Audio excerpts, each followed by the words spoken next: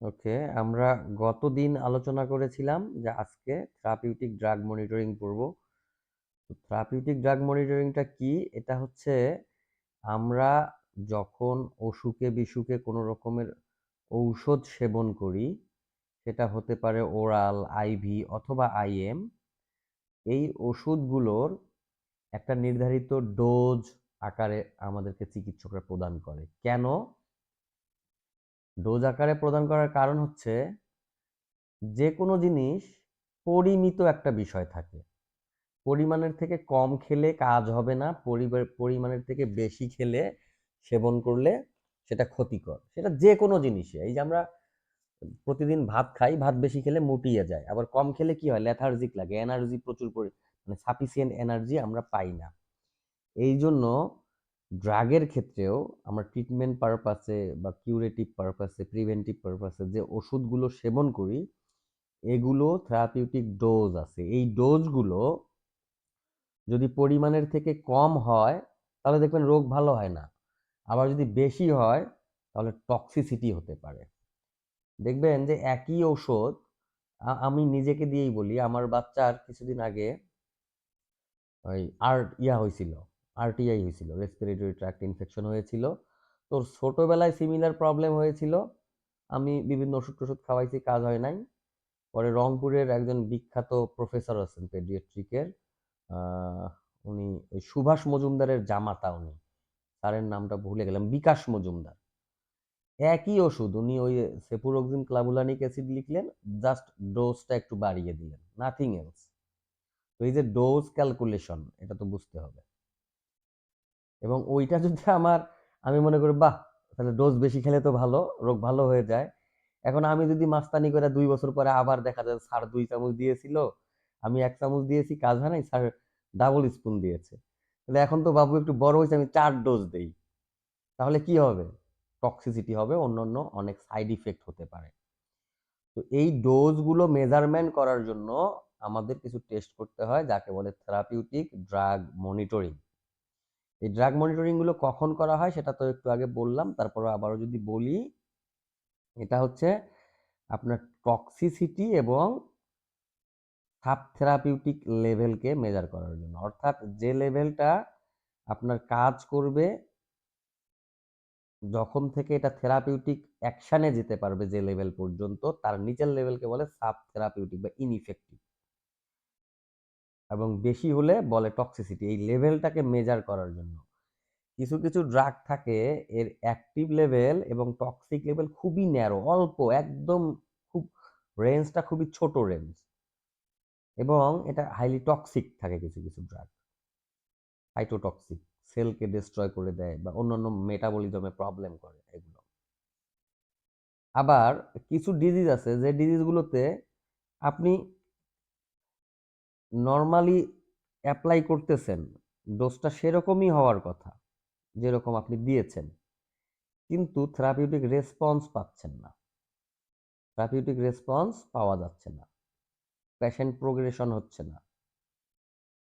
তখন আপনাকে therapeutic drug monitoring করতে হবে যে আসলে কি কোনো প্রবলেম আছে কিনা। পেশেন্টের কখনো কোনো মেটাবলিক ডিসঅর্ডার থাকে, হ্যাঁ, আপনার ড্রাগ ঠিকভাবে অ্যাবজর্ব হয় না, মেটাবলিজমে প্রবলেম হয়।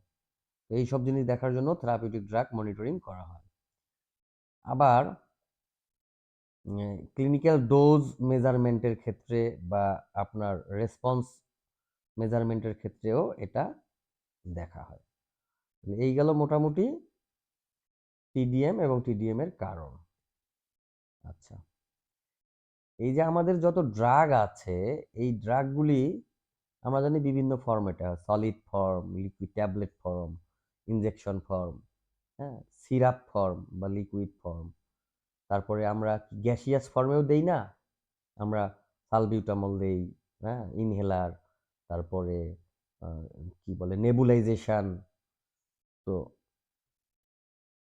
সাধারণত লিকুইড ফর্মের ড্রাগগুলি দ্রুত অ্যাবজর্ব হয়, আর সলিড ফর্মের ড্রাগগুলি কম্পারেটিভলি আপনার স্লো অ্যাবজর্ব হয়। এবং মোস্ট অফ দ্য ড্রাগ আপনার জিআই ট্র্যাক্টে একটা কনসিস্টেন্ট ম্যানারে অ্যাবজর্ব হয়। In case of healthy individual. সুস্থ মানুষের ক্ষেত্রে মোস্ট অফ দ্য ড্রাগ ইন্টেস্টাইনে অ্যাবজর্ব হবে। সলিড যে ড্রাগটা সেটা কম্পারেটিভলি স্লো অ্যাবজর্ব হবে, আর যেটা লিকুইড সেটা ফাস্ট অ্যাবজর্ব হবে।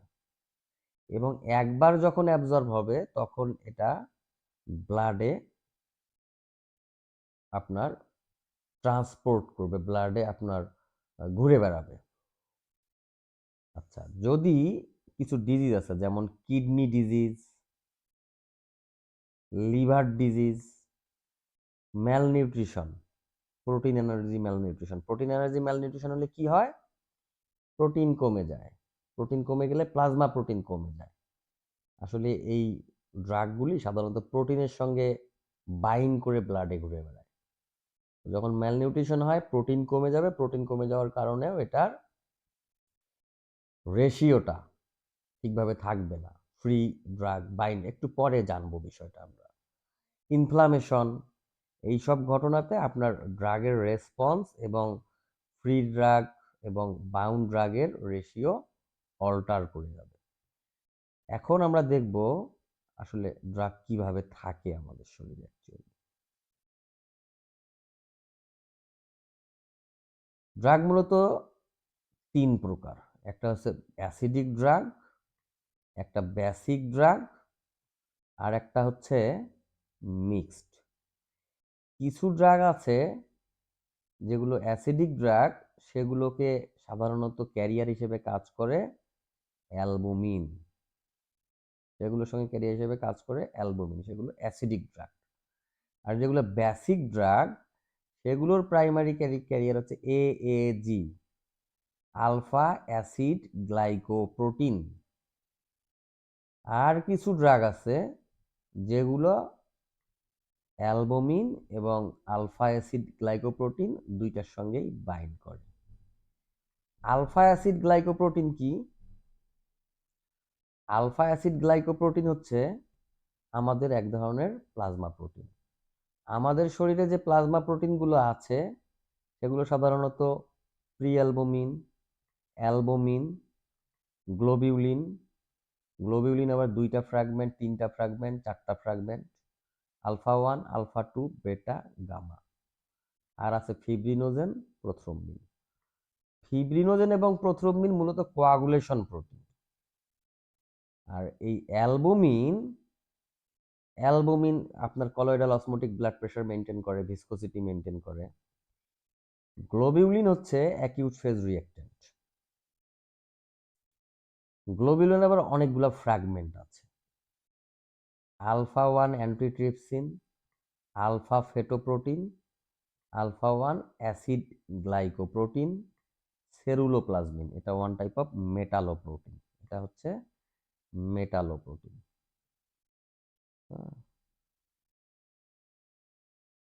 এনিওয়ে, এই যে আলফা 1 অ্যাসিড গ্লাইকোপ্রোটিন তাহলে কি?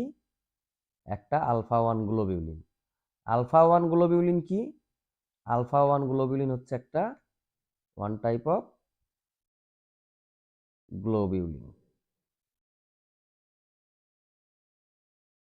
One type of globulin.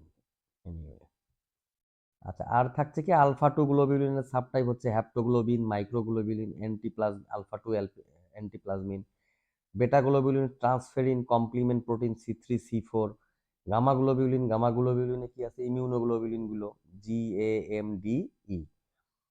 তাহলে এটা আলোচনা করলাম কেন? যদি ইমিউনোলজির পড়া।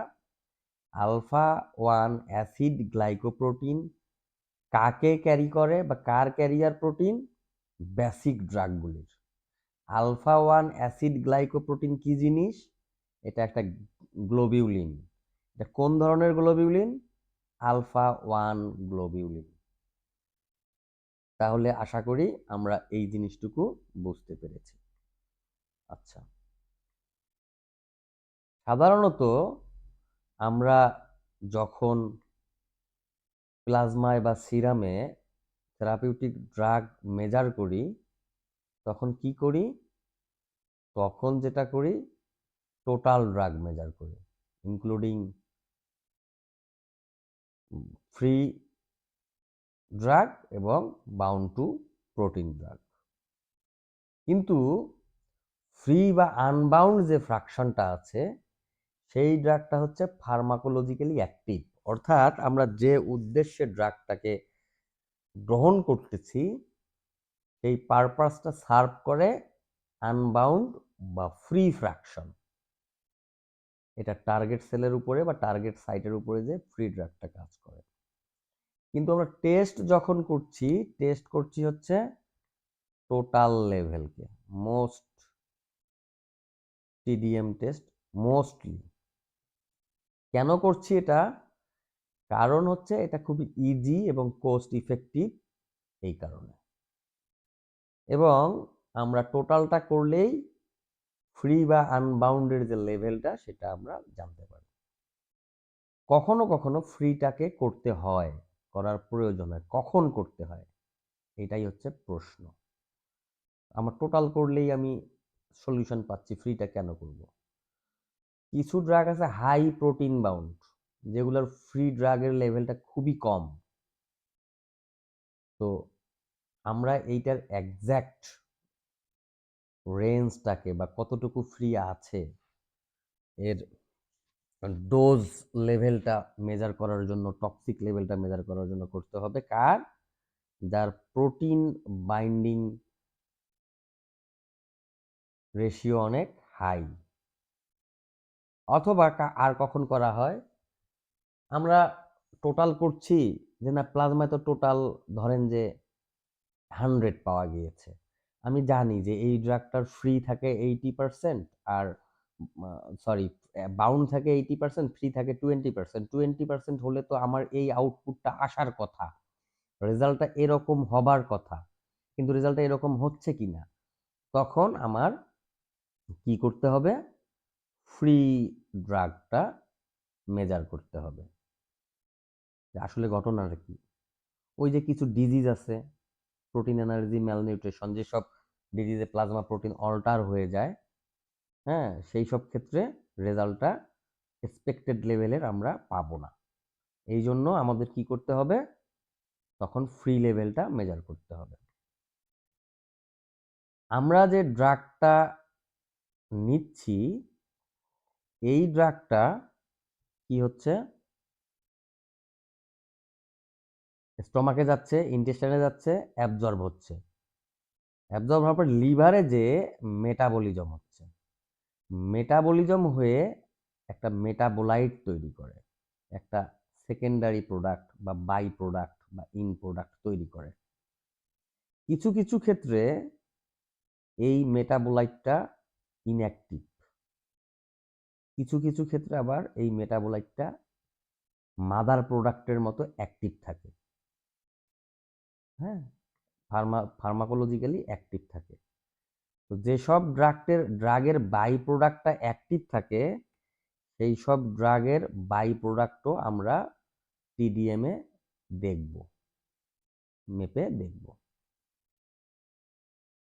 মেটাবোলাইট হচ্ছে আপনার যেটা তৈরি হচ্ছে, এটা মূলত কনজুগেশন হচ্ছে, নাথিং এলস।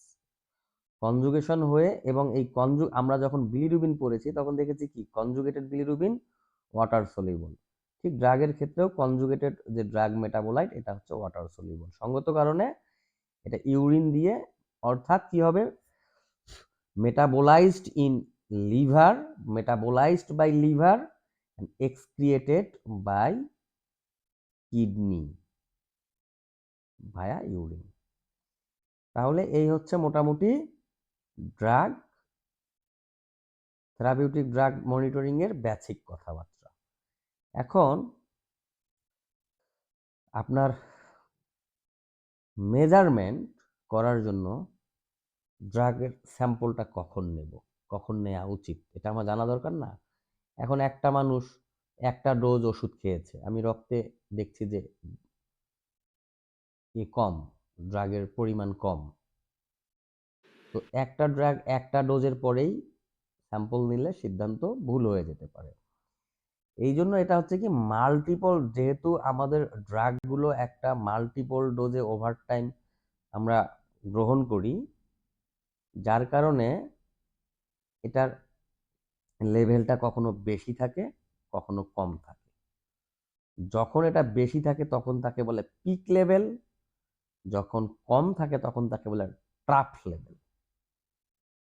যখন কম থাকে তখন তাকে বলে ট্রাফ লেভেল। এটা হচ্ছে পিক লেভেল, এটা হচ্ছে ট্রাফ লেভেল। এটার একটা স্টিডি লেভেল তৈরি হয়। কখন তৈরি হয়? সাধারণত এটা 5 to 7 ডেজে যদি নেই তাহলে আমি অপটিমাম লেভেলটা পাবো। অপটিমাম লেভেলটা পাবো এবং 5 to 7 ডোজের এটার আবার কিছু সময় থাকে। যদি আমি ড্রাগটা গ্রহণের ইমিডিয়েট পরে নেই, আধা ঘন্টা পরে নেই, 1 ঘন্টা পরে নেই, তখন পাবো পিক লেভেল। আর যদি পরবর্তী ডোজের ঠিক 1 ঘন্টা, আধা ঘন্টা একটা সার্টেন টাইম পূর্বে নেই তাহলে পাবো ট্রাফ লেভেল। আর 5 থেকে 7 ডোজের মাঝামাঝি সময়ে বা 5 থেকে 7 ডোজের মধ্যকার যে মধ্যবর্তী সময়টাতে যদি আমি নেই তাহলে আমি অপটিমাম লেভেলটা দেখতে পারবো, আইদার ট্রাপ অর পিক। আমি বোঝাতে পারছি কিনা জানি না, মানে প্রথম ডোজ বা শেষের ডোজ ওই দিকে নেওয়া যাবে না, এটা মিডিল ডোজে 5 to 7 ডোজের দিকে নিতে হবে। This is the fact. আচ্ছা, স্যাম্পল কি করব? যদি ট্রাফ লেভেলের জন্য স্যাম্পল নিতে হয় তাহলে কি করব? তাহলে করব হচ্ছে ট্রাফ লেভেলের জন্য যদি স্যাম্পল নিতে হয়, drawn immediately before the next schedule. Trough level মানে যখন কম থাকবে, আমার কম প্রয়োজন, ড্রাগের লেভেলটা কম লেভেলের প্রয়োজন, তখন আমি সকাল আমরা প্যারাসিটামল, সাপোজ আমি ধরেন যে প্যারাসিটামল গ্রহণ করতেছি, খাচ্ছি, ব্যবহার করতেছি, হ্যাঁ? তো এখন প্যারাসিটামলের আমি যদি ট্রাফ লেভেল দেখতে চাই, প্যারাসিটামল সাধারণত 3 বেলা দেয়, সকাল, দুপুর, রাত, যেগুলো টিডিএম বলে না কি জানি বলে। আচ্ছা, তো এইটা আমাকে ট্রাফ লেভেলে নিতে কি করতে হবে? সকালবেলা খেয়েছি, দুপুরবেলা ওষুধ খাওয়ার আগে ব্লাড স্যাম্পল কালেকশন করতে হবে। এটা দেখে সাধারণত যে ট্রাফ লেভেলে যে ব্লাডটা আমি নিচ্ছি এইটা কি নেক্সট ডোজের আগে এর লেভেলটা এত কমে যাচ্ছে কিনা যেটা থেরাপিউটিক থ্রেশহোল্ডের নিচে চলে যাচ্ছে। অর্থাৎ যে ড্রাগটা আমি খাচ্ছি বা গ্রহণ করতেছি এর তো একটা লেভেল আছে যে লেভেলে কাজ করবে। তো এখন একটা ডোজ এত বেশি দূরত্ব হয়ে গেছে আর একটা ডোজের থেকে, যে পরের ডোজ খেতে খেতে আগের ডোজ ইনঅ্যাক্টিভ হয়ে যায়, জিরো হয়ে যায়, তখন ডিজিজটা বেড়ে যায়। এই জন্য ট্রাফ লেভেলটা দেখতে হয় যে আমার পরের ডোজের আগ পর্যন্ত ব্লাডে আমার ওই থেরাপিউটিক ড্রাগটা কতটুকু পারসিস্ট করছে। পিক লেভেলটা কখন দেখব, কেন দেখব? পিক লেভেলটা দেখব 1 আওয়ার আফটার অ্যাডমিনিস্ট্রেশন। আমি ড্রাগটা গ্রহণ করেছি, খেয়েছি, অথবা ইনজেক্ট করেছে, অথবা ইনহেলড করেছি। ইনজেক্ট, ইনহেলড যেটাই করি না কেন, আমাকে যদি পিক লেভেল দেখতে হয় তাহলে জাস্ট 1 ঘন্টা পরে আমাকে পিক লেভেলের জন্য ব্লাডটা কালেকশন করতে হবে। বেসিক্যালি এইটা সাধারণত আপনার যদি ওরাল হয় তাহলে 1 ঘন্টা, আর যদি এটা আইভি হয় তাহলে 30 মিনিটস। এই সূক্ষ্ম সূক্ষ্ম বিষয়গুলো মাথায় রাখতে হবে, এগুলি কিন্তু প্রশ্ন, এবং টিডিএম থেকে একটা প্রশ্ন 100% পাবেন। ছোট্ট একটা পড়া 100% একটা প্রশ্ন পাবেন। এই যে সূক্ষ্ম সূক্ষ্ম বিষয়গুলো আপনাকে বলবে যে আমি পিক লেভেলে নেব, দিয়ে কোথাও একটু সূক্ষ্ম একটা কথা বলে গেছে যে ড্রাগটা আইভি, আপনি ওদিকে কনসেন্ট্রেশন দেনই নেই। আপনি চট করে এটা তো স্যার বলছে পিক লেভেল 1 ঘন্টা পরেই কালেকশন করতে হবে, ট্রাফ লেভেলটা just immediate before the next dose দেখা দিয়ে গেছেন, কিন্তু ওরাল ড্রাগের জন্য 1 আওয়ার আর আইভি ড্রাগের জন্য 30 মিনিটস। এইটা কি করে, পিক লেভেলটা কি জন্য দেখব আমরা? পিক লেভেলটা দেখব যে এটা নেয়ার পরে আমাদের ব্লাডের যে থ্রেশহোল্ড বা টক্সিক যে থ্রেশহোল্ড, থেরাপিউটিক যে থ্রেশহোল্ড, সেটাকে এক্সিড করছে কিনা। আমার প্রয়োজন, রক্তে থাকা প্রয়োজন 5 মাইক্রোগ্রাম, সেটা 15 মাইক্রোগ্রাম হয়ে যাচ্ছে, যেগুলো কি আপনার সেলের জন্য হার্মফুল, সেলকে লাইসিস করে, toxic for sale or metabolism, এগুলির জন্য। আচ্ছা, থেরাপিউটিক ড্রাগ আমরা কিভাবে মেজার করব? এটা সাধারণত ক্রোম্যাটোগ্রাফিতে করা হবে। থেরাপিউটিক ড্রাগ মনিটরিং আমরা মেজার করব ক্রোম্যাটোগ্রাফিতে। যেগুলো ভোলাটাইল ড্রাগ, সেগুলোকে আমরা করব হচ্ছে গ্যাস ক্রোমাটোগ্রাফি দিয়ে। আর অন্যান্য স্ট্যান্ডার্ড এবং লিকুইড ড্রাগ যেগুলি আছে, সেগুলিকে আমরা HPLC মেথডে করব। এই হচ্ছে মোটামুটি থেরাপিউটিক ড্রাগ মনিটরিংয়ের বিষয়ে কথাবার্তা। এরপরে আমাদের কিছু ড্রাগ আছে, যে ড্রাগগুলো টক্সিক, যাদের টক্সিসিটি আমাদের মেজার করতে হয়। হ্যাঁ, এগুলো কি আছে? কিছু কার্ডিও অ্যাক্টিভ ড্রাগ আছে, কিছু অ্যান্টিবায়োটিক ড্রাগ আছে, কিন্তু কিছু অ্যান্টি এপিলেপটিক্স ড্রাগ আছে, এপিলেপসিস হলে দেয়। কিছু ইমিউনোলজিক্যাল ড্রাগ আছে, কিছু অনকোলজিক্যাল ড্রাগ আছে, কিছু ব্রঙ্কো ডাইলেটর আছে। হ্যাঁ, সেগুলি সম্পর্কে আমরা জানব। কিভাবে এই ড্রাগগুলো কাজ করে, কতক্ষণ আমাদের শরীরে থাকবে, এদের মেটাবোলাইট কি কি আছে, হ্যাঁ, তারপরে আপনার পিক লেভেল কতক্ষণ, ট্রাফ লেভেল কতক্ষণ, এই সবগুলো বিষয় জানবো। আমাদের সবগুলো প্রত্যেকটা সেগমেন্টের এক একটা করে ড্রাগ আছে, সেই ড্রাগগুলি সম্পর্কে আমরা জানবো আমাদের ক্লাসের পরের আলোচনাগুলোতে।